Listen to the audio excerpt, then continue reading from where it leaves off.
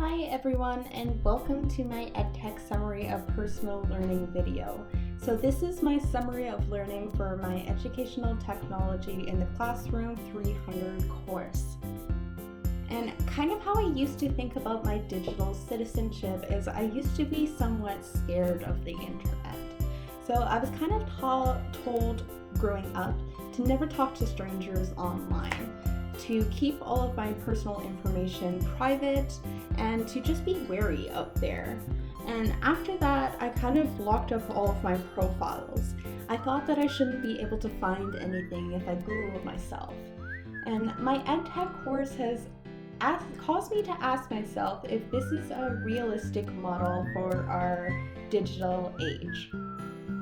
So I made this video to summarize my learning towards becoming a more educated and responsible digital citizenship in order to educate others.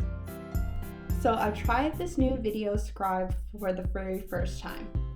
I've based my video on Ribble's 9 elements of digital citizenship, and more specifically on the 3 broad layers: educate, respect, and protect.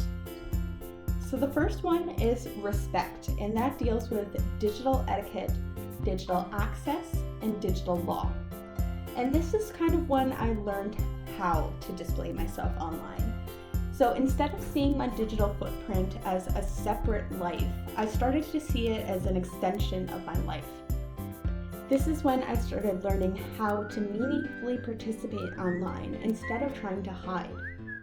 I did this by building my blog post, posting videos to YouTube, and contributing on Twitter, which have all helped me build a positive digital footprint. I also practice digital respect by encouraging other classmates through commenting on their blogs. Now I'm not worried about people Googling me, and I'm actually starting to gain a sense of pride in my digital footprint. So the second topic deals with educate, and that's digital communication, digital literacy, and digital commerce. And this is where I learned how to contribute online. With the amount of resources now available, it is important to know how to read sources. Feedly, an RESS reader, has helped me expand my informational sources, which helps with biases. A 2018 NPR article says that it's easier to call a fact when it's one that you like. It is vital to understand fake news in order to contribute accurate information online. This also applies to choosing adaptive educational tools. It is important to understand how they meaningfully contribute towards learning and not just how they're an ends to a mean. The third category deals with protect, and that's digital rights and responsibilities, digital safety and security, and digital health and wellness. This is where I started to think about the other side of digital participation. With rights come responsibilities, and we need to make sure that the internet is a safe place for everyone. People like Abbott-Saulteaux remind me that we have a duty to make sure that we are contributing positively online. People like Justine Sacco remind me that we need to have forgiveness and understanding. One of the most important things I've learned is to lead by example. Try new things. Teach myself through online tools.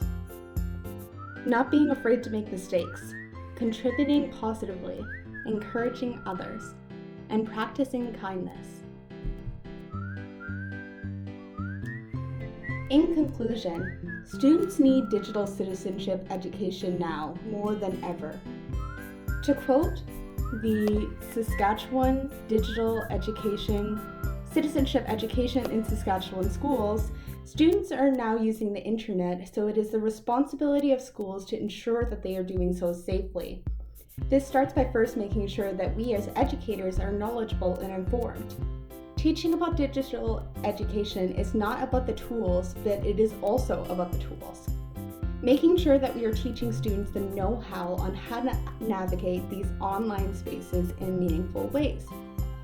We should not assume because they are tech savvy that means they know how to use these tools to teach themselves, instead of thinking about how we should guide them online. Thank you.